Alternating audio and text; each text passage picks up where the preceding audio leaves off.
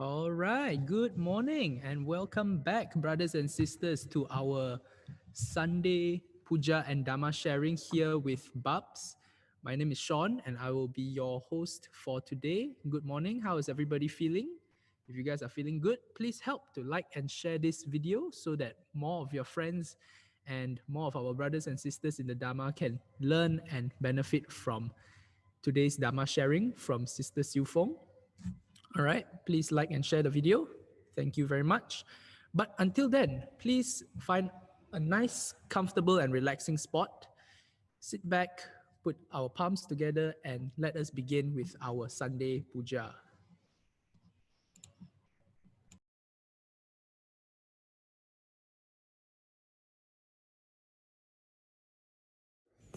Brothers and sisters in the Dhamma, we are here today to venerate the three jewels.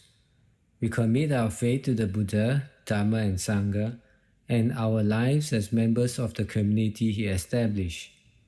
We uphold the path shown to us and we vow to learn, to follow, and to share it with others for as long as this life lasts.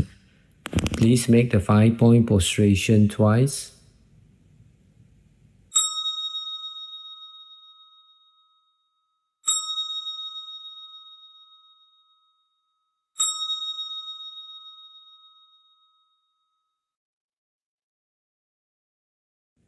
Namo tassa bhagavato arahato samma sambuddhassa. Namo tassa bhagavato arahato samma sambuddhassa. Namo tassa bhagavato arahato samma sambuddhassa. To the Buddha, our teacher, to the Dhamma, his teachings, and to the Sangha, the order of his disciples, we go for refuge. Buddhang saranang gacchami, Dhammang saranang gacchami, Sanghang saranang gacchami, Tutiyampi Buddhang saranang gacchami, Tutiyampi Dhammang saranang gacchami, Tutiyampi Sanghang saranang gacchami, Tatiyampi Buddhang saranang gacchami, Tatiyampi Dhammang saranang gacchami, Tatiyampi Sanghang saranang gacchami. Let us observe the 5 precepts. Panatipata veramani sikapadang samadhiyami. Adinadana veramani sikapadang samadhiyami. Kamesu micacara veramani sikapadang samadhiyami. Musawada veramani sikapadang samadhiyami. Sura meraya majapamadatana veramani sikapadang samadhiyami. Let us now recollect the 9 great qualities of the Buddha, the 6 characteristics of the Dhamma, and the 9 attributes of the Sangha.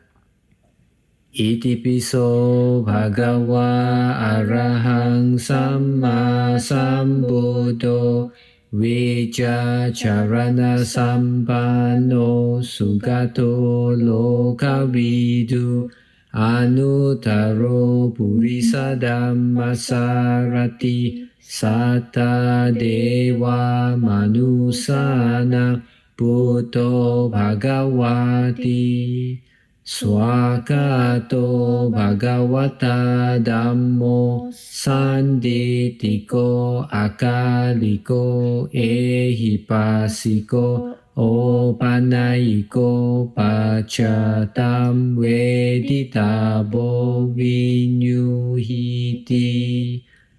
Supatipanno Bhagavato Sāvaka Sangho Ujjo Patipanno Bhagavato Sāvaka Sangho Nyaya Patipanno Bhagavato Sāvaka Sangho Samici Patipanno Bhagavato Sāvaka Sangho Yaditam Chattari Purisa Yugani Atta Purisa Punggala Esa Bhagavato Sāvaka Sangho Ahuneyo Pahuneyo Dakineyo Anjali Karaniyo Anutarang Punya Ketang Lokasati. Let us pay homage to the three objects of veneration. Vandami cetiyang sabang sappatane supatititang Saririka datu mahabodhim buddha rupang sakalang sada. Let us pay homage to the Bodhi tree. Yasa mule nisino va sappari vijayang aka Pato sappa nyutang satta vande tang bodhipadapang Ime ete mahabodhi lokanate na pujita Aham pite namasami bodhi raja namatute. Let us make our offerings of flowers, lights, incense, and water to the Buddha. Kanna sarapaditena dipena tamadamsina Tiloka dipang sambodang pujayami tamonudang Vanna ganda guno petang etang kusuma santating Pujayami munindasa siripada saroruhe Pujemi bodang kusumena nena punena metena cahotu mokang Popang milayati yatta idam me kayo tata yati vinasa bawang Ganda sambara yutena dupena hang sugadina Puja ye puja niyang tang puja bacana mutamang Adiwase tuno bante paniyang parikapitang Anukampang upadaya patigan hatumutamang. Let us share the merits that we have accumulated through this Buddha Puja and through our other meritorious acts with the deities. Let us also recall to mind our loved ones, relatives, and friends who have passed away. May these merits that we have accumulated accrue to their well-being. Akasata chabumata devanaga mahidika punyang tang anumoditwa cirang rakantu loka sasanang Etawata ca amhehi sambatang punya sampadang Sabbe dewa anumodantu sabba sampati siddhya Idam me nyatinang hotu sukita hontu nyatayo Idam me nyatinang hotu sukita hontu nyatayo. Idam me nyatinang hotu sukita hontu nyatayo. By the power of our merits, may we aspire towards the supreme bliss of Nibbana. Idam me punyang asawakaya wahang hotu. Idam me punyang nibbana sapacayo hotu. Imang no punya bagam sabba satanam dema. Imang no punya bagam sabba satanam dema. Imang no punya bagam sabba satanam dema. Let us ask for forgiveness from the three jewels. Kayena vacha cittena pamadena maya katang. Acayang kamame bante buri panya tathagata. Kayena vacha cittena pamadena maya katang. Acayang kamame dhamma sanditika akalika. Kayena vacha cittena pamadena maya katang.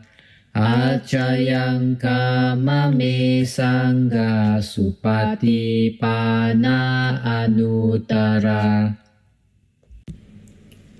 Let us call upon the Devas and invoke the power of the Buddha, the Dhamma, and the Sangha to shield us from all sicknesses and evil influences. Sappitiyo vivajantu sabba rogo vinasatu. Mate bhavatwantarayo sukhi dikayuko bhava. Bhavatu sabba manggalang rakantu sabba devata.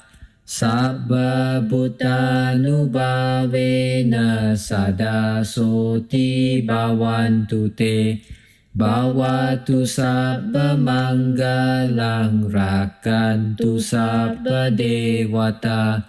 Sabba dhammanubhavena sada soti bhavantu te.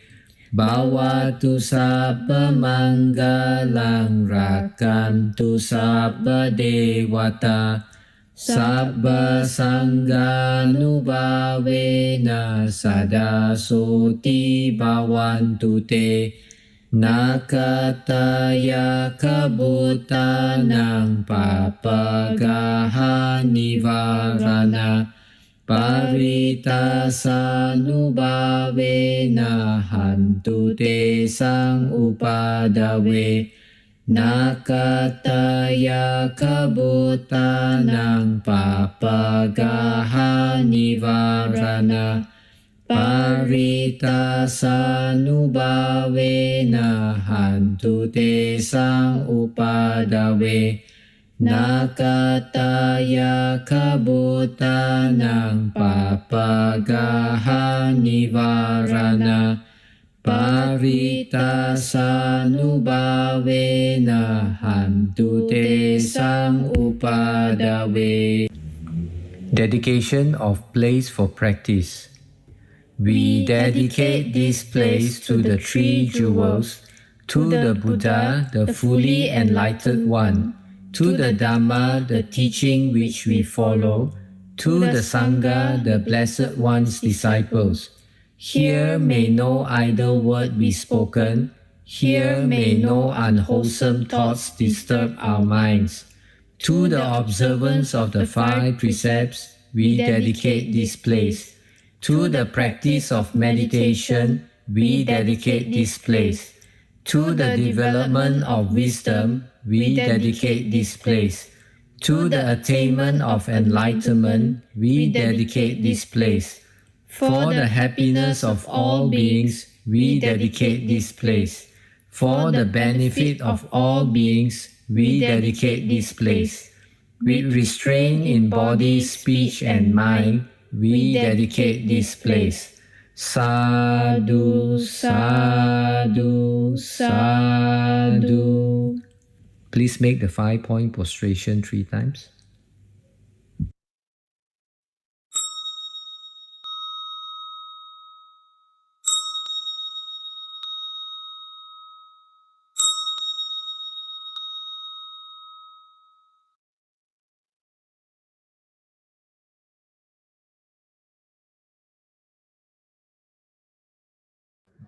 All right. Thanks for joining us for our puja and welcome back. And for those brothers and sisters who have just joined us, welcome to Bab's Dhamma sharing. And we have just finished with our puja. So please like and share this video so that more friends we can benefit from the Dhamma sharing. Today, I'm very happy because we have almost 70 people watching. That is like a record for us. So let's try to hit 100 today because our speaker is a very dedicated and passionate speaker who is joining us all the way from Singapore, who is Sister Siew Fong. So you wouldn't want to miss her Dhamma sharing. So please like and share so more of your friends can benefit from this Dhamma sharing. Now, thanks to the magic of the internet, Sister Siew Fong is able to join us all the way from Singapore. And before she speaks today, I would like to just read out a bit of her biography. Sister Siew Fong is a lawyer by profession and is listed as a preeminent lawyer in the Doyle's Guide for Singapore Family and Divorce from 2016 to 2020. Sister Siew Fong's commitment to the community sees her as a member of the Citizenship Committee of Inquiry under the Ministry of Home Affairs, and she also sits in the board of 2 charities. In 2011, the Family and Juvenile Justice Division awarded her the Outstanding Volunteer of the Year in the Advocate and Solicitor category. Sister Siew Fong holds a Master in Buddhist Studies and is one of the lay teachers at Buddhist Library Singapore. Today, to talk about right speech, part 1 in Purifying the Mind, I would like to invite Sister Siew Fong. Hi, Sister Siew Fong. Good morning. Yes, hi. Thank you all. Thank you for the very kind introduction. Can you hear me well? Yep, I'm going loud to and clear. my earpiece today. Can we do a short 10-minute meditation first? Because I think it's very important and relevant to the talk today. Of course. Okay? Yes. All right.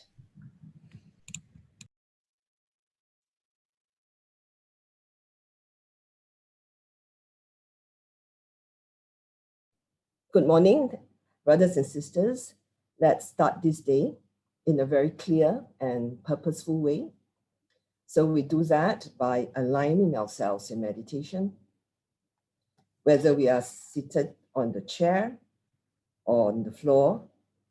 Please lift your waist away from your hips or a little lift on the upper chest. Similar lift on the upper jaw and move your ears back in space. Align your lower chin so that it is parallel to the floor. And start this morning with our shoulder rolls. Roll them forward and then backwards. Allow your shoulder blades to relax. And imagine there is actually a waterfall at the back. Be aware of your spine. Relax.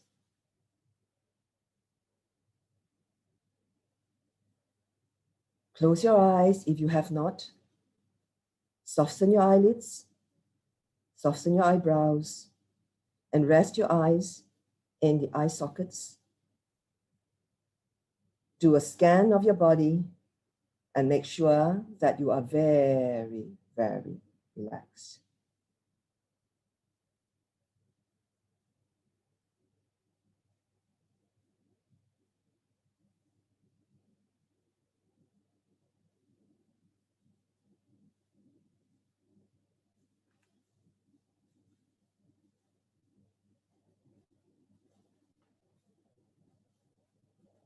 So we begin this morning by noticing your body. Be aware and notice where your body touches, the floor or the bottom, touching your cushion or your feet on the floor. Do you know that you are at now?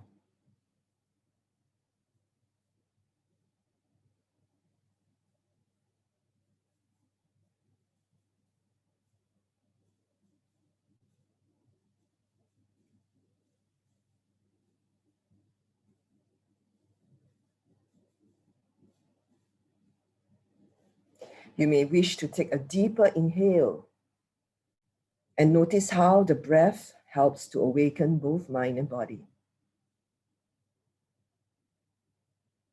Mind with your breath.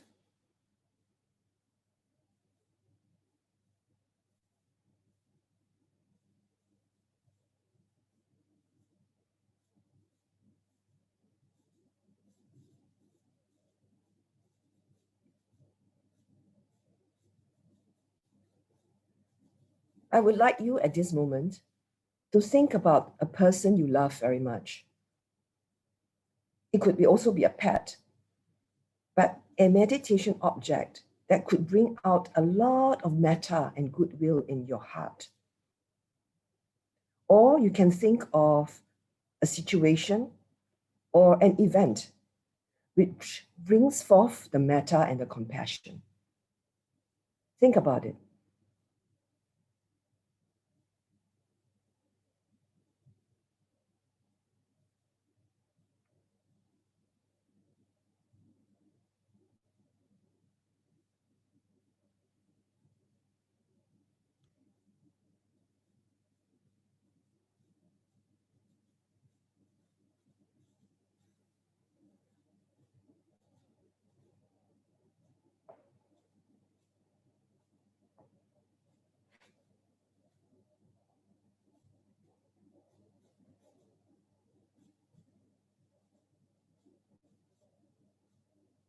Now, I would like you to think about the people you are residing with under the same household and also your close family members. Now, with this feeling of metta that you have in your heart just now, I want you to extend that same feeling, that same goodwill to them. May you be well. May you be free from greed, hatred, and delusion. May you stay healthy in body and mind. May you be well and happy. Now, I would like you to think of your colleagues, people that you work with. Extend that same metta to them, and in your mind, wish them well. May you be well. May you be free from greed, hatred, and delusion. May you stay healthy in body and mind. May you be well and happy. Now, I would like you to think about the people you come across in your volunteer work, in your social life, people in bars, your friends. Think about them.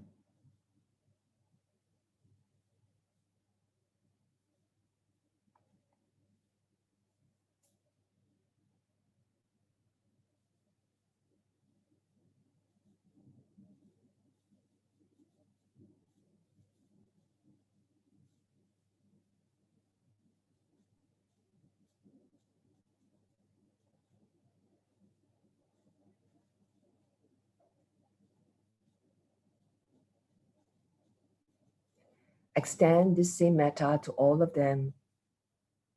May you be well. May you be free from greed, hatred, and delusion. May you stay healthy in body and mind.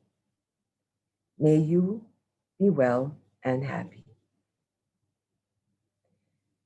Now, I would like you to think about the people you do meet in your daily life, like the market lady, your neighbors, the security guard at your condominium, the people you see in your neighborhood.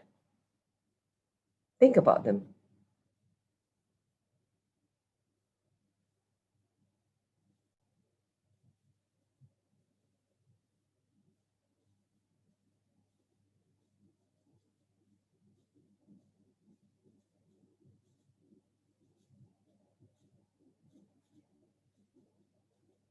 Extend this metta to all of them too. May you be well. May you be free from greed, hatred, and delusion. May you stay healthy in body and mind. May you be well and happy. And now, finally, I'd like you to think about the people who have hurt you in the past, people who have defamed you, whom you do not respect, and people you judge a lot. Think about them.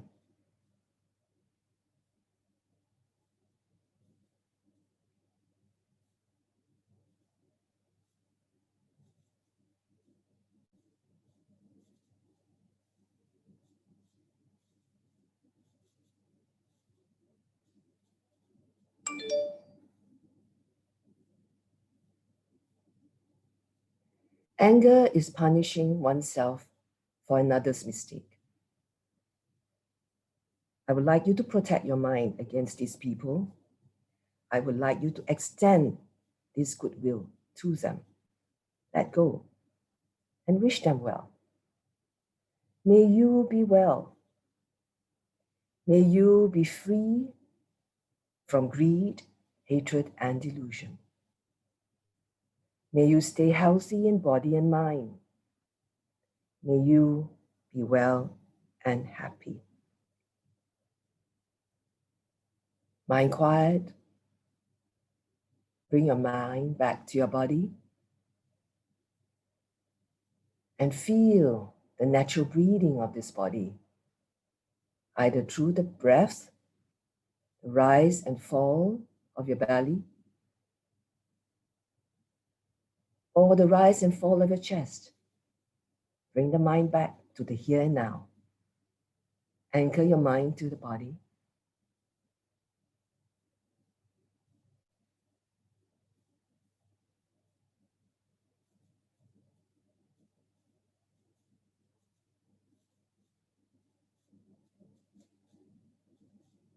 Enjoy this peace.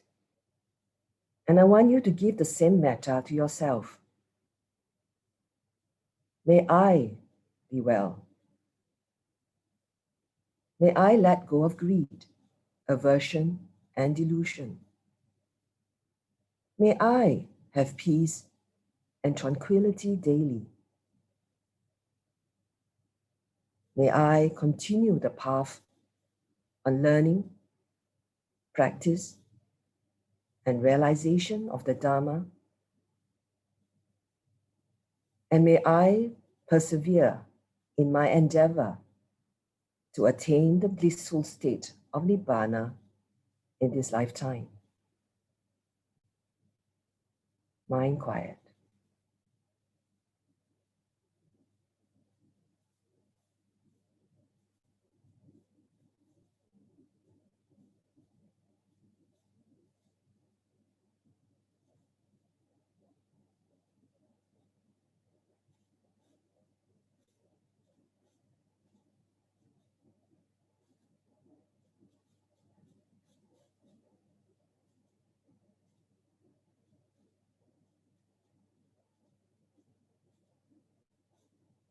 Ease into this moment.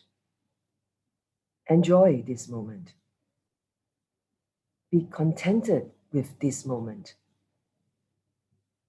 Practicing the Buddha's teachings with your Kalyana Mittas now.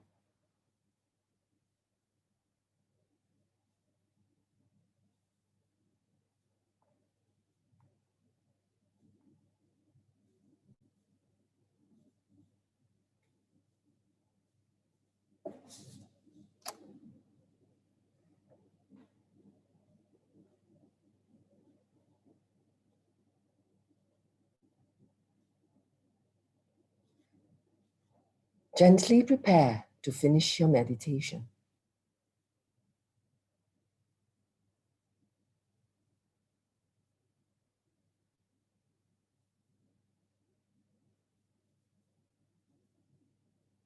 You may open up your eyes when you are ready.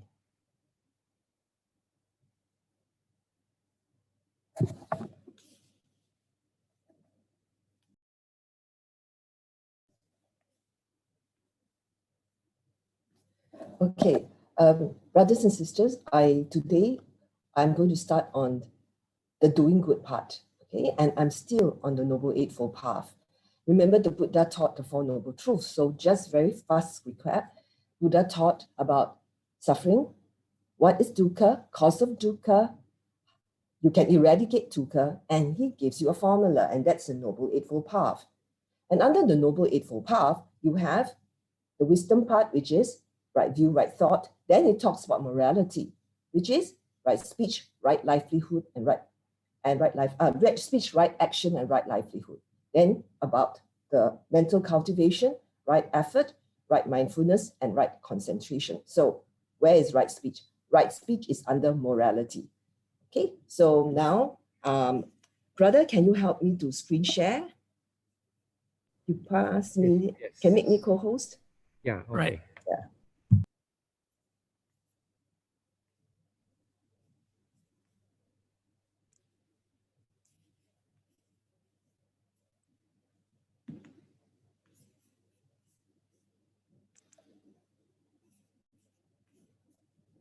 Can see this? Yes. Yes. Okay. All right. I minimize. Okay. All right. We are still at right speech. Now, in the Mangala Sutta, when a Deva approached the Buddha and asked him to declare the highest blessings in life, now the Buddha listed a total of 30 things, all the way from mundane blessings to the realization of the Four Noble Truths. Now, right speech is found here.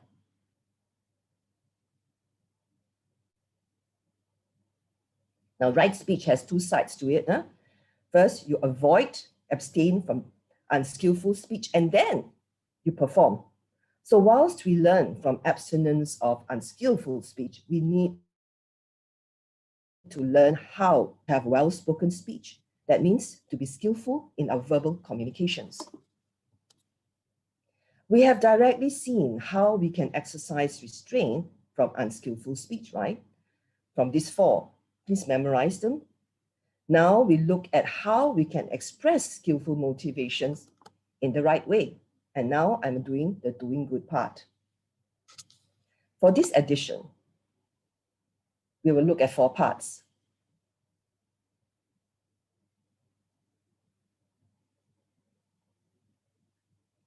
First, we will have to look at the extracts of the suttas we have seen in the previous Dhamma bites on right speech. But these are not the only ones in the Pali Canon. There are many others. We will take a look at some of the more common ones and see which one is the most suitable in guiding us on skillful communication, because we always need to go back to Buddha's words. Number two, we also have to learn that speech covers more than just spoken words.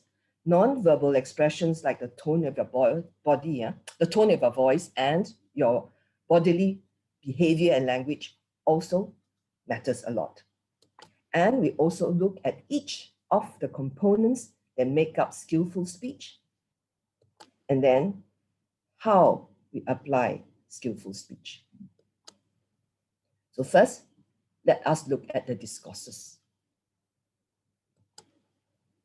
Now, these are the suttas that we have seen so far.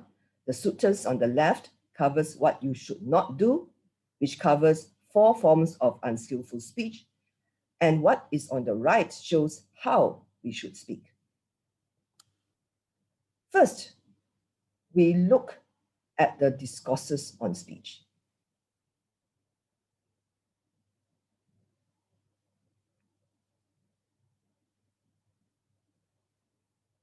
So what we should do is actually summarized in this sutta.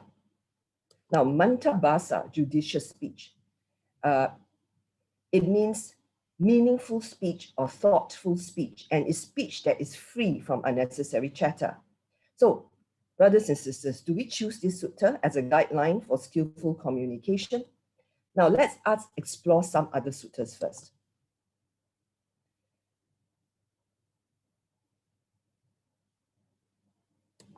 The role of speech is so important that the Buddha said in this sutta that one of the two conditions for the arising of right view is the utterance of another, paratogosa. So most of these discourses were delivered to the bhikkhus, but these are the ones delivered to lay people. And this one was also delivered to a lay person, but talks about the speech of a Tathagata. Now, the Buddha does not advocate to others only in agreeable ways. He taught that those who deserve criticism should be criticized, but only with the right conditions. And these are the because they have been communicating all this time, they know what right speech is. Unfortunately, many people engage in unskillful speech without even being aware of it. With speech comes great power for good and also for harm. That is why the Buddha gave so many discourses on speech. These are just some of the more common ones. So besides the standard definition for right speech, two other suttas are very frequently quoted. Let's look at them. The first one is this. Now, Prince Abhaya was a son of King Bibinsara, but not heir to the throne. At that time, he was the follower of Niganta Nataputta, who advised him to ask the Buddha this question. You can read this. Venerable Sir, would a Tathagata utter such speech as would be unwelcome and disagreeable to others? Now, if the Buddha answered yes, it will prove that the Buddha was no different from ordinary people, right? But if the Buddha said no, then the prince was supposed to retaliate by telling the Buddha, but you had criticized Devadatta in the past. So what do you think Buddha said? Buddha said this, you can read this on your own.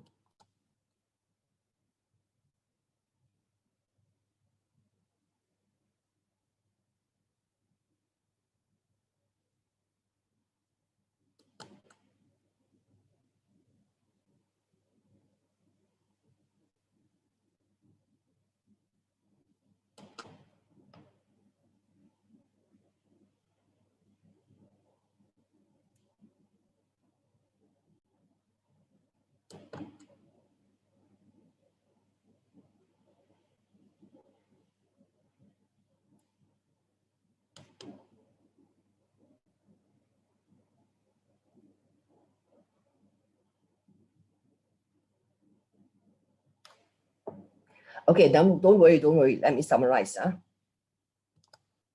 There are three main factors for the path of speech that decide whether something is worth saying, right? So, very importantly, the statement must be true, whether or not it is beneficial, and whether or not it is pleasing to others. So for the Buddha, only those things that are true or beneficial are worth saying, even if it is not pleasing to others. He has a sense of proper time to say it. So based on these three factors, we have a total 8 combinations, right?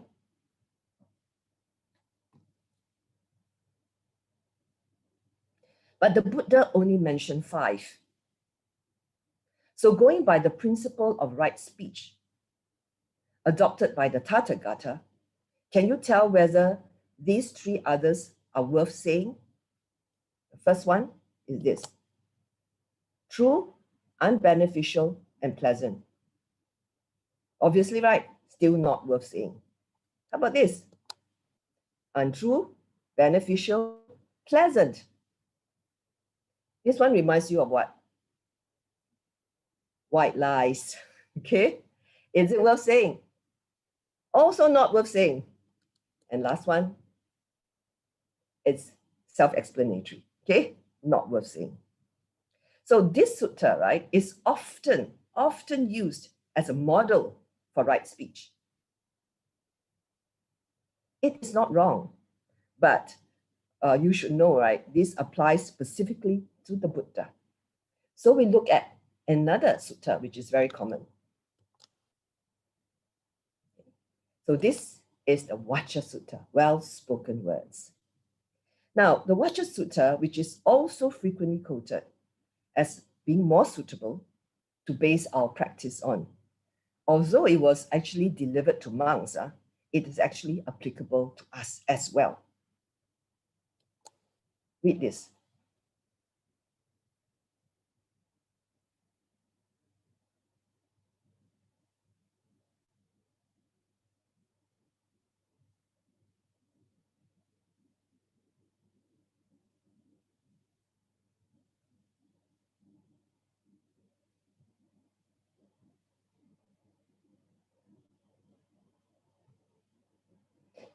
The important factors of right speech are these. Must be proper time, true, gentle, beneficial, and spoken with a mind of kindness. How does this compare to the standard definition given earlier in the Sucharita Sutta? Remember the Sucharita Sutta earlier? Now, let's see what the two suttas have in common. First, true, very important. Gentle, beneficial. Okay. Now, the Vacha Sutta actually has two more factors. It adds in proper time and a mind of kindness, which were not found in the Sucharita Sutta. But these are mentioned in the longer versions of the standard definitions of right speech. Remember, I touched on proper timing under Untitled Chapter, and I also touched on loving kindness under harsh speech, right? So judicious speech will cover the two elements. But the Vacha Sutta is more succinct, yet very comprehensive because it contains all the important factors of right speech. So we can see from here why it is often used to describe and to ascertain whether speech is actually skillful or not skillful. So we finished the definition. Now we move on to the next topic.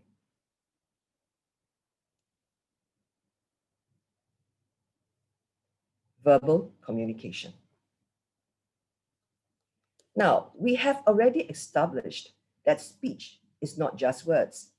It also comes with the non-verbal part, which includes the tone of our voice, facial expression, and body language.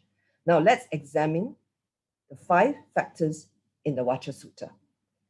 Which of the factors are verbal and which are non-verbal? So before we go on, it is important to note that the non-verbal cues mentioned here means what? It refers to what expresses one's feelings, emotions, and attitude.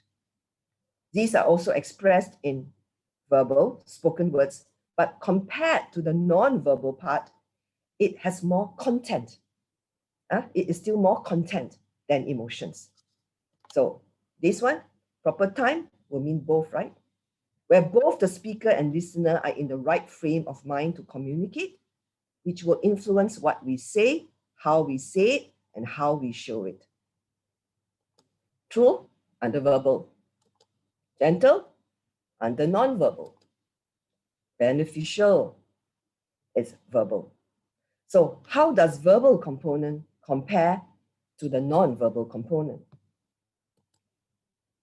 And then, lastly, this one, quite clear, kindness under non-verbal. In the 1960s, Professor Albert Mehrabian and his team at UCLA conducted studies into human communication patterns. Now, according to him, interpersonal communication consists of 3 elements. Words spoken, which is literally what is said, intonation, how something is said, and body language, referring to posture, facial expression, and gesture someone uses. Now, which one is verbal and which one is non-verbal? Quite clear, right?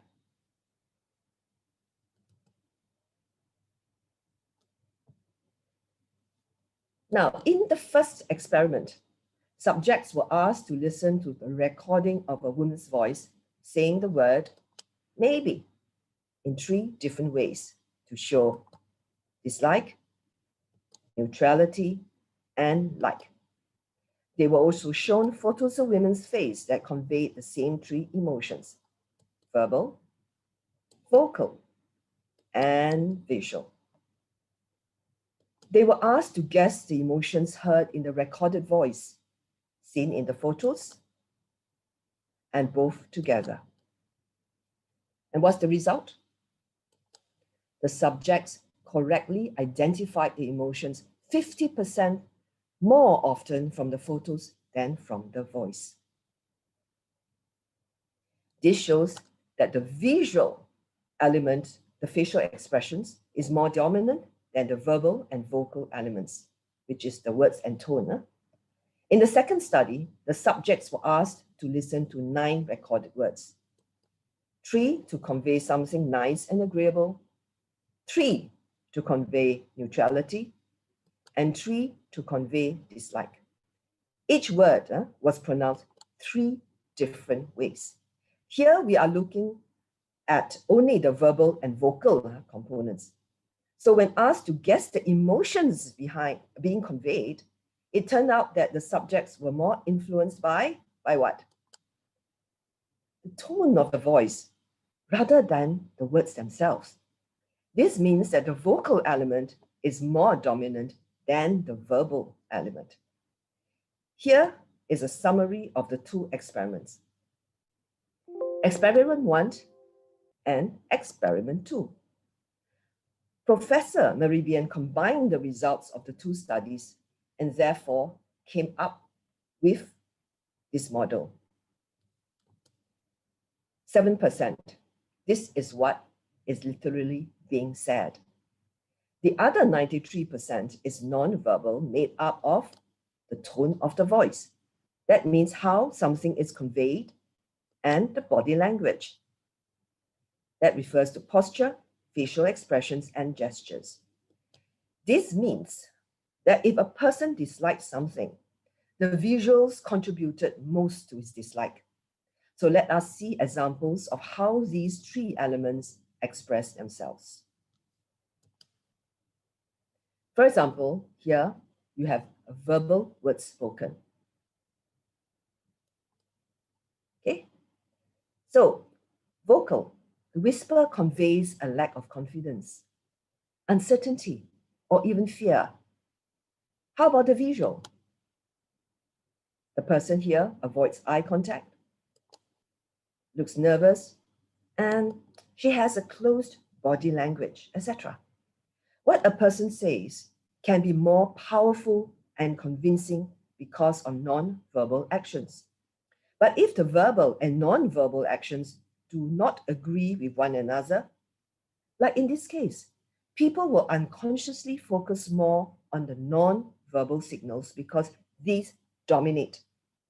This model that Professor Meribian came up with in 1967 has been frequently used and also misused. People happily assumed that the formula applies to all types of communication, which is not true. Now, the 738-55 equation is derived from experiments dealing with feelings and attitude. Therefore, it only applies when a person is trying to convey feelings and opinions, likes and dislikes, which, brothers and sisters, basically happens very often, right? So many people have reservations about this model because they feel that it is oversimplified and subjective. But even if it exaggerates the importance of non-verbal cues, the study is a good reminder that when we communicate, we have to be very careful of not just our words, but also the non-verbal expressions, because these give our listeners important clues about our thoughts and feelings and can substantiate or contradict our words. So to sum up, we have 3 types of communication: written, correspondence, by letters, emails, SMSs, which involve only words. Number 2, speech over the phone, which involves what? Verbal and vocal communication. And lastly, number 3 is face-to-face communication, including video conferencing, which involves all 3 elements. Words do convey emotions, but not as effectively as the vocal and visual communication. That is why the worst quarrels between spouses and friends are those face-to-face. Harder to forgive and forget. So, bearing all in mind, we now move on to the next topic. We now look at the various components of skillful speech. We have been shown that there is a lot more happening than just words. And we now know that if the verbal and non-verbal actions do not match up, listeners are more likely to believe the non-verbal signals because these dominate. However, despite this, many of us will still believe that when we put up a facade of calmness and gentleness when speaking to others, no one will know what we are actually thinking and feeling unless we tell them so. Unfortunately, this is not the case. Our thoughts and emotions can easily be perceived by people, even if they are not observant or sensitive to others. This is because the way we speak and our facial expressions, gestures, and posture all convey a variety of subtle signals which we may not even be aware of. Remember the face? Eyes are the windows to the soul. There are also less common sayings that the face is the picture of the mind and the eyes are the interpreter. That is why skillful right speech is a skill that has to be learned. It does not mean that we are learning the skill to hide our emotional responses, but to convey the right one. And since what we think comes out in words and actions, that is why the Buddha says we speak with a mind of kindness. We always go back to the source. When we are angry, we can forget about using right speech. And because of egotism, we judge and criticize using our own benchmark of what is right and what is wrong, and our speech reflects our conceit, our self-righteousness, our indignation, and condescension. So whether we like it or not, all right, there is always the ego, the I. That is why misunderstandings and conflicts often arise. So how do we relate it in a way that will avoid conflicts, minimize misunderstanding, and bring about agreement? The answer is already given earlier. The answer is metta. We will look at this first. Okay, this component. Now, metta is a generosity of the heart, which gives rise to the sincere wish for all beings to be well and happy. Metta not just for others, but also for ourselves, because it comes from within. We do not depend on others being this way or that way, doing this or doing that to make us happy. So with metta, we accept others as they are. First, we do not compare ourselves to others favorably or unfavorably, and we do not judge. It's a neutral mind. It is like this. It is what it is, a neutral mind. We don't condemn, we don't criticize, and our sense of self is actually at the minimum. The mind is neutral and the mind is peaceful. Now, brothers and sisters, I take can I just stop for a while here because someone is ringing my door. I'm in a quarantine hotel. Just give me a moment.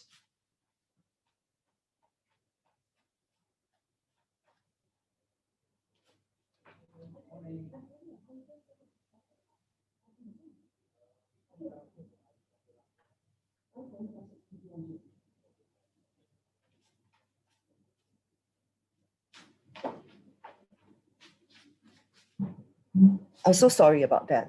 Okay, I'm back. Now, metta does not arise naturally in us. We have to cultivate it by doing metta bhavana. Meditation in our everyday life. We have to watch the mind. Every time we notice ourselves judging other people, criticizing them, comparing themselves unfavorably against us to others, replace these negative mental states with goodwill and sincerely wish the other being or person to be well and happy. Protect the mind this way. All right? So let's not generate bad karma here by anger and hurt this mind. Don't get angry. Don't punish yourself for another person's mistake. Now, you can read this by Longpo Sumedho. This means that the real metta is not a superficial feeling. It permeates our whole mind, leaving no room for negativities. A kind awareness in the context of speech means that not only do we talk to others with metta, we also listen mindfully without get caught up in our own judgment and own reaction. So what Longpo Sumedho is saying can be found in the sutta on the simile of the saw, which is MN21 Kakachupama Sutta. You can read this.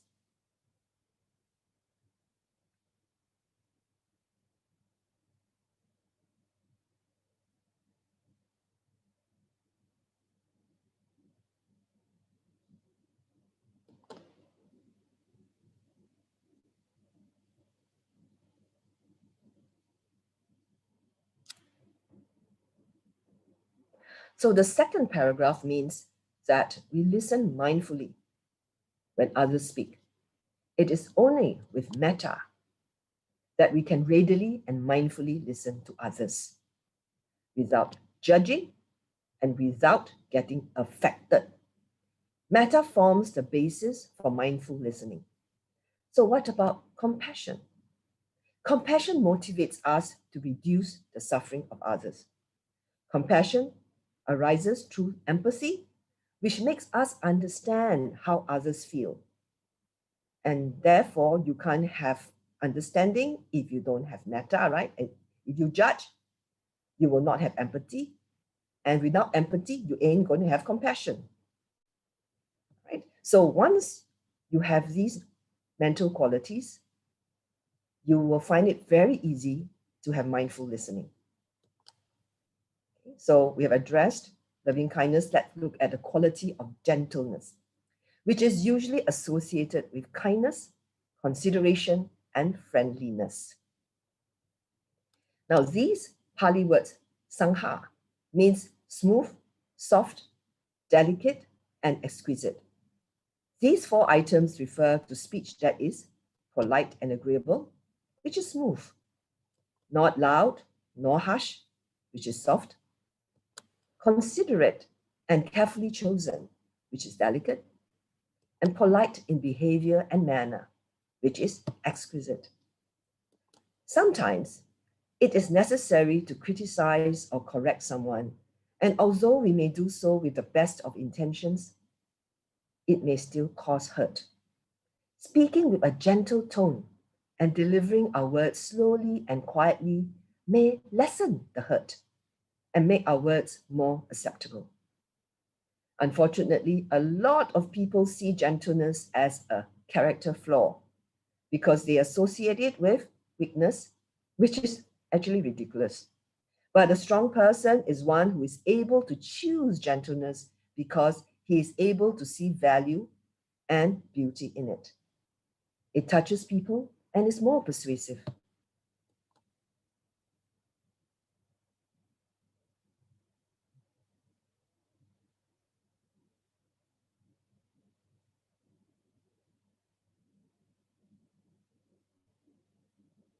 So the Buddha says here that a person who is firm and is able to get things done quickly and yet gentle, patient, and a mind of such nature is worthy of the highest respect. Rectitude here means moral uprightness or correctness. So we move on to the next factor, proper time. Now, sometimes proper time can be a simple request like this, which is quite common in households. Can you please switch off the TV? I'm trying to concentrate here. Because you are in a situation where things are not going the way you want. So there may be slight irritation or frustration. So what do? Remember what Ajahn Sucito said? So before you open the mouth, what do?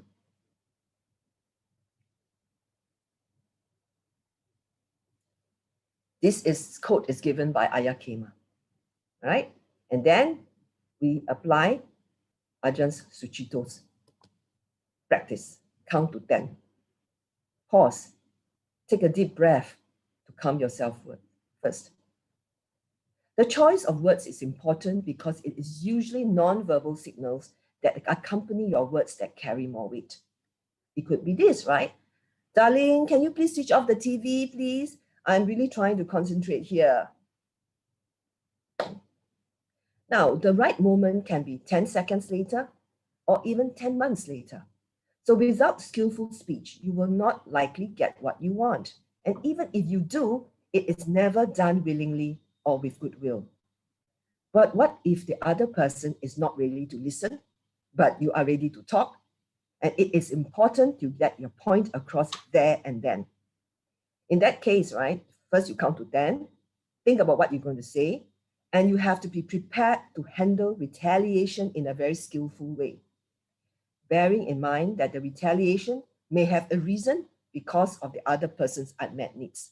So it helps to have empathy, right? And don't judge. So we will address how to talk next week. Now, we have explained this in depth in earlier Dhamma bites, right? About truth. So truth is an essential part of a well-spoken speech because it means that what you say, how you say it, how you show it, carried out honestly, is your integrity. You are trustworthy and you have no blemish of a very obvious nature in your character. Without honesty, you cannot have right speech. It is that simple. So we move on to beneficial. Beneficial means a speech that helps, supports, or increases our well-being and others. It creates and maintains harmony within a group. Even then, not all situations are clear-cut, and we have to use our discretion. Let me give you 2 scenarios. Let's say your father or an elderly person living with you keeps forgetting to switch off the bathroom light. So what do? Do you keep giving reminders? Are these reminders even delivered gently and with loving kindness at the right time? Is it considered beneficial speech? Or a friend's mother just passed away. She comes to your house to seek consolation, which means it is the proper time to say the right thing to her. Do you say this? So we will come back to these 2 scenarios next week. So let's look at the 5 factors of right speech here. Can you please memorize this? Okay. Proper time. True. Gentle. Beneficial. And spoken from a mind with no judgment. Now, these factors are interdependent. Okay? For example, if you are angry, you tend to act impulsively, right? Now, acting impulsively means not waiting for the right time to speak. And there is a very high chance of saying the wrong things like, you never help me with the household chores, when the word never may be an exaggeration, so it's not true. And this will make the other person defensive and resentful, which means it is not beneficial. And no metta, no gentleness are always absent in angry speech. because it comes from an angry mind. So together, these are the 5 factors on how we relate to one another. So we have to learn how to apply skillful speech bearing all 5 factors in mind. So brothers and sisters, I will stop here today and I will continue next week on the application. Okay, so I will switch off my screen share first.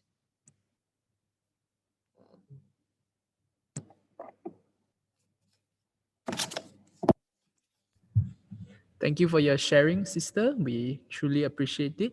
Okay, before we end today's session, we do have some questions. We'll take a look at the questions and then we'll maybe have a quick Q&A. Is that fine with you? Okay. All right, let's see the questions from Facebook. My Wi-Fi is not very stable because I'm in a quarantine hotel in Sentosa. So I will just switch off my video, okay? No so, worries. Yeah, Hope you're enjoying your quarantine. Yes. Do we have any questions from Zoom? All right, there is one. How to admonish someone skillfully? Okay. First and foremost, you got to ask yourself, is this the proper time? Is it a proper time to do it? Which means, is that person in the mood? So if that person is very angry, right, no matter what you say to him, he will not listen. Timing must be important. So find the right timing. Second, is it true? What you're going to say true? Fine, pass. Are you calm enough to say it gently? Okay. And you ask yourself, what you tell that person, is it beneficial? For example, if you're in a meeting, right, with your boss and your boss is very rude, do you think it's beneficial in the meeting to tell your boss off? Because it's not. Okay. So, and you got to speak with a mind with no judgment. All right. So if you are just judging the person, say, hey, you should not do this, you should do that because you don't respect the person. So watch your mind first. Is it from the sense of your own ego? Look at the 5 factors. Okay, I hope I answered your question. Now, brothers and sisters, I don't really need you to go and read all the sutras. What I have done is that I've read them, summarized them, and even put on the slides so that it's for better absorption. Okay, so what you need to do right now is that to practice. So in your daily life, especially when you speak to your spouse and loved ones, pause for a while. Don't have to be 10 seconds. It can be like 3 or 4, 5, and go through the 5 factors.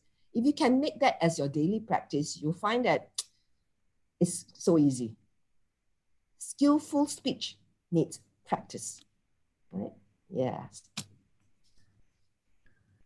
All right, thank you for answering the question, sister. Yes. We will wait another maybe 2 or 3 minutes for more questions to come in. Okay, let me just do a sharing. Let me try start the video. Then I can then you all can see me. Now, at the start of my practice, right, I started doing a lot of metta meditation because one of my lay teachers said that I think a lot because of my profession. I need to do metta. So do metta to quieten down the mind, and then thereafter go on the breath or any meditation object. I did continuously as a beginner metta for about 8 months. So I can tell you metta alone, if you do it very well, can bring your mind to samadhi. Now, so I was doing metta almost every day, mind you. And there was one day I had to go to court. And then my associates actually told me, Miss Fu, it's a very difficult case. Chances are you're going to lose it. And I was up against a very aggressive and assertive lawyer. So I went to court and I just did metta, and my mind was in a very neutral state. So I went to court, I did my submission. It was a half a day hearing. And thereafter, I still remember the judge.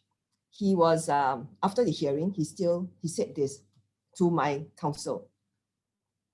Hey, don't be so personal, Mr. So-and-so.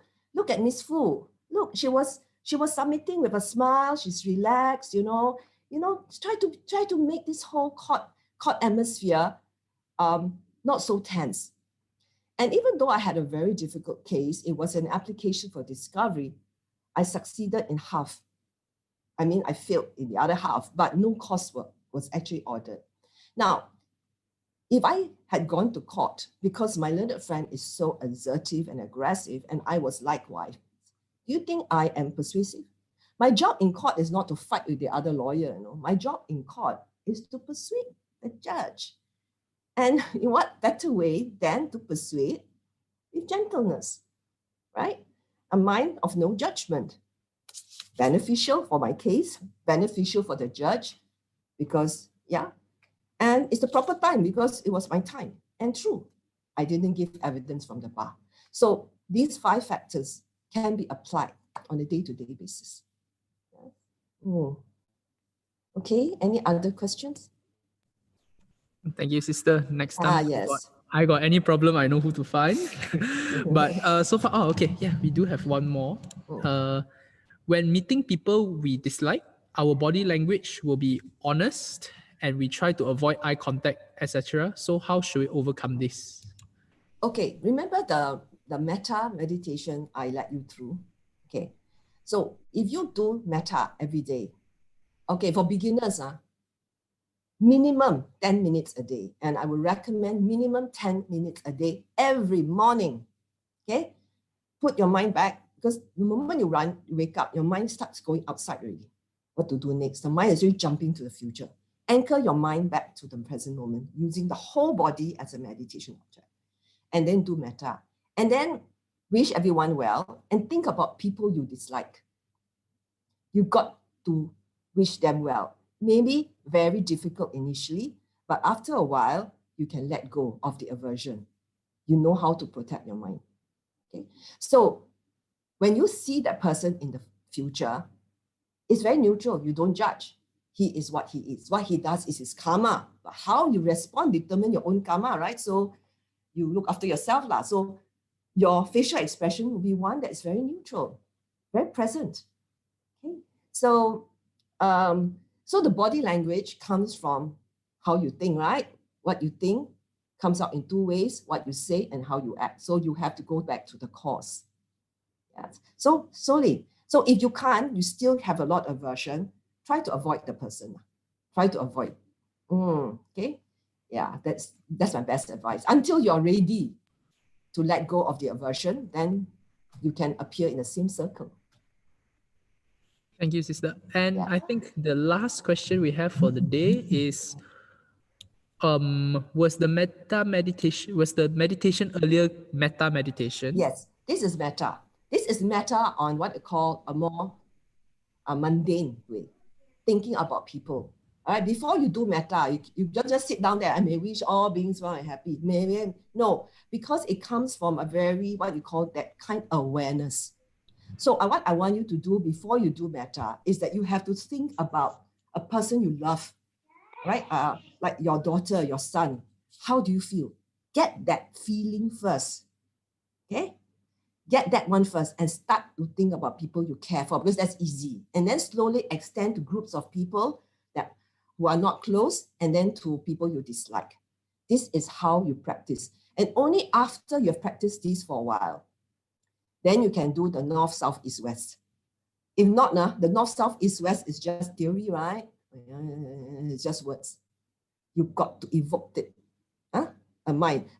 A lot of people tell me they prefer to use the children as meditation object, because kids, you don't judge your kids, right? Right? Remember the Karaniya Method Sutta? The Buddha used the example of a mother and child. Even if your child is born autistic, ugly to you, very handsome, very beautiful, I accept you for what you are. Metta is a mind that is totally neutral. Okay? Yes. All right. And in very Malaysian fashion, we have questions. We have more new questions. Nobody like to ask first one. Everybody like to ask at the end one. Okay. So how best to explain to my senior staff not to be so bossy? Okay. If you are the boss, it's actually quite easy, all right, to be able to explain to your senior staff. Find the right time. The right time should not be during her lunchtime when she has 1 hour to eat and she needs to rush. Probably at the end of the day, where you can tell her and ask her to go back and just reflect. Okay, so if she's angry, she wants to cry, nobody will see it. And you have to speak gently. Are you ready? All right, what you're telling is the truth. Is it beneficial for her? It is, because you feel that that will help her. And you speak with a mind with no judgment. Understand that she is what she is, probably thinking that become bossy, you get things done. Okay, so that will help you in what you're going to say. You may just start off with praising what you like about her and tell her that, oh, I have something to share with you, which I think can make you even better. Right? So what that mental state, once you get the 5 factors there, it will guide your speech. Yes. Next, the follow-up from just now about metta meditation, do you have the link to start practicing the meditation? The link, yeah, what perhaps link? I have no idea. Maybe the website or maybe a video link. Guided meditation? Yep, I think. Oh, guided, I don't know, no. I'm sorry, I don't really know. Never mind, maybe we can find something and we will send to you ourselves, all right? Yeah, okay, thank you. How our sense restraint can generate a well-spoken words. Now, what is sense restraint? Sense restraint is a lot of mind, if you don't meditate, it's like you see something, chase for it, hear something, chase for it. Go through. If you practice sense restraint, you let go. You watch the mind. Mind always back to the body, right? You are always aware of what your mind is thinking and what your body is doing. So your mind is not at what you call automatic cruise control, looping. And when you're talking to someone, your mind is very quiet. You will have mindful listening, and it's very easy to pause before you reply. Sabai, because you know, right? 一言既出驷马难追. You hold back. So it's easy. So the whole Eightfold Path is about restraining the mind, letting go. Mental cultivation is keeping the mind quiet. That's why it's very important. If you don't have morality, you don't have right speech, right action, right livelihood, it's very hard to practice mental cultivation because you need right effort. Okay? Yes, sense restraint, very important. Minimum, what must do? 5 precepts. Can do or not? So if I give you a glass of wine in front of you, can you let go or not? Because if you pause, right, the wine, craving is the mind. It's only the mind. When I drink it, it's bad for my liver because alcohol is a solvent. All right? And can you imagine what it does to the liver? It's an infectant, so you don't drink it. And you know why people drink alcohol, right? Because when they take the first sip and second sip, feels so good. Why? Mind quiet. Because you forget about the past, you don't think about the future, your mind comes to the present moment, body relaxed. Mind quiet, body relaxed. The body breathe on its own. So addictive, right, alcohol? You get that from meditation. And then you drink the alcohol, the 3rd, 4th sip, 1 glass, 2 glass, the damage you do to your body. I've just read one whole book on the liver. Let me tell you, it's not funny, okay? The liver protects the body. Don't injure it because the liver and the kidneys are protective organs of the body. The moment it's destroyed, it's gone. You got sluggish liver, fatty liver. Because it protects the body, it doesn't give you a signal. It has no nerves there, see? It doesn't mean that it's not injured. That's why when people have diabetes, the moment they have it, they have it. It's really too late. Okay, next question.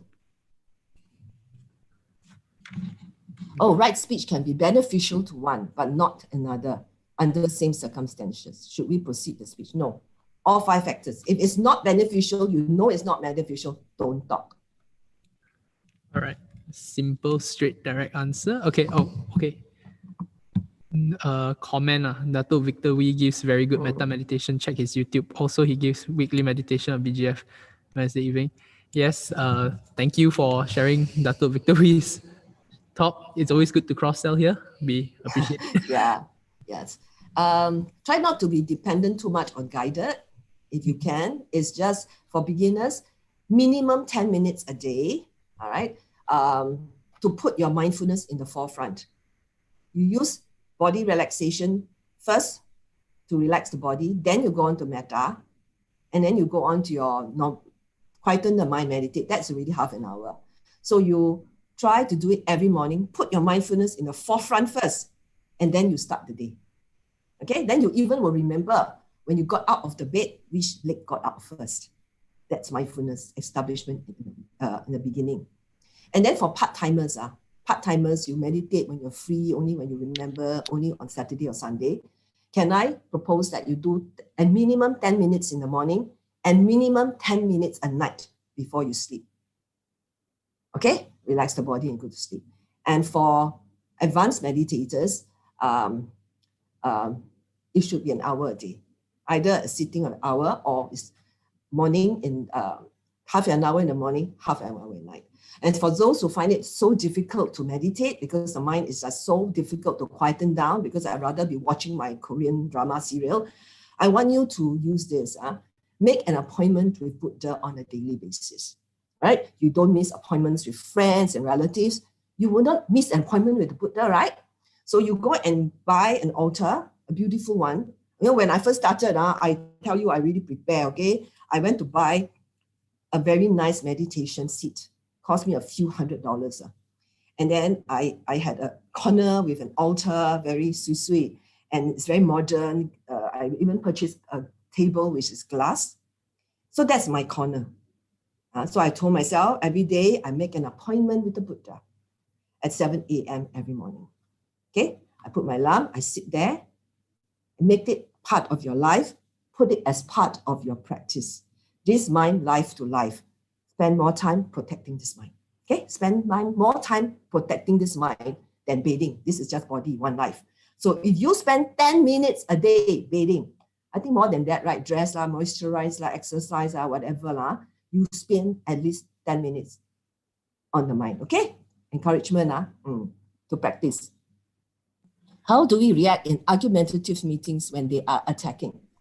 Okay, when these people are attacking and attacking and attacking, okay, let's say, for example, you sell goods to your customers, right? You know, those salespeople, they're very good at sales, you know. All they care about is the sale. That is the goal, right? No matter how unreasonable, auntie, uncle, 不要这样啦, you know, it's okay, you know, they talk and talk, they're very kind, they're very gentle. Okay, why? Because there's no emotional baggage. There's no emotional baggage because you don't judge that person. You don't judge that auntie or uncle. They are ignorant. All right. And then you understand how they feel. You just want to go and have that goal. Now, but if that salesperson is attacked personally, wow, you are so dishonest. You're so dishonest, you go and sell something. He or she may feel a bit unhappy because this is a personal attack. Ego, right? But then if the mind, your goal is what? Your goal is still that end. And that salesman know that if I react in anger, I'm going to finish the deal. What?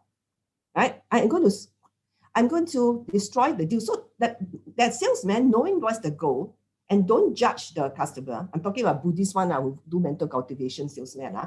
He will be able to hold back and say, hey, auntie, 你不要这样讲嘞，这样不好嘞, you know? And auntie will probably say, yeah, maybe that's not a fair statement.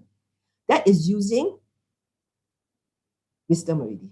So if you're in a meeting and you're being attacked, so you must ask yourself, are they attacking you personally? Is it personal? Or they're just attacking the words? Sometimes when the ego is very big, right? When someone criticizes your work, you take it as attacking you.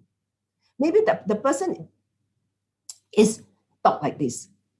It's egotism. But you know, what's your end goal? Your end goal is to do this product and do it well. Whether you got to do or not to do or present or not to present, you still have to do right. You might as well do it happily, right? Unhappily also can do, you do it happily. So you protect this mind. And you put in the 5 factors. Pause. Okay? And you once you pause, you're able to say that, I understand where you're coming from. Although I don't appreciate the personal attack, but I know that it is unconsciously done. Can I just explain this? See? You start like that lah. Because that will give you the wisdom. The moment the mind is quiet, 智慧会来的, wisdom arises. Okay? Thank you. This is my 2 cents worth. Thank you, sister. I think that is it. We have no further questions. Maybe we can end up our session today with the sharing of merit. Yes. Okay, so everybody, okay, so we just close our eyes. All right, and can you put your mind in a good mental state? Bring your mind back to the body first. You want to share merits, and the merits will be effective if your mind is quiet. Okay? Mind quiet. In Anjali position. By the grace of this merit that I have acquired by our puja, meditation, and learning the Dhamma, may I never associate with the foolish, but rise up to the time I attained final happiness. And by the grace of whatever merits that I have acquired, may these be helpful to eradicate the defilements and overcome all suffering. May all the merits I have accumulated today be shared with my family members and my loved ones. May they be well and happy, and may they continue in the path towards the eradication of suffering. And by the power of the Buddha, Dhamma, and Sangha, may all the devas protect me, and may there be blessings to me. Sadhu, sadhu, sadhu. Okay. Sadhu, sadhu, sadhu. And thank you, Sister Siew Fong. On behalf of Babs and all our viewers here, I would like to invite everybody to turn on their camera so we can say sadhu 3 times to Sister Siew Fong. Right, just give it a minute for everyone to turn on their cameras. Oh, so nice to see you all. Thank you. Okay, on the count. Thank you. Yep, nice to see everybody here. All right, on the count of 3, we will say sadhu 3 times to Sister Siew Fong. So 1, 2, and 3. Sadhu. Sadhu. Thank you for allowing me to share. So have a good weekend. Thank you. Bye, everybody. Bye-bye. Bye. Brothers and sisters, if you like that sharing, or if you have more questions you want to ask, Sister Siew Fong will be joining us again next week for part 2 of the Right Speech series. So please come and join us again. And until then, we wish you all the best in your practice. Stay safe, stay healthy, and thank you for coming. Sadhu, sadhu, sadhu.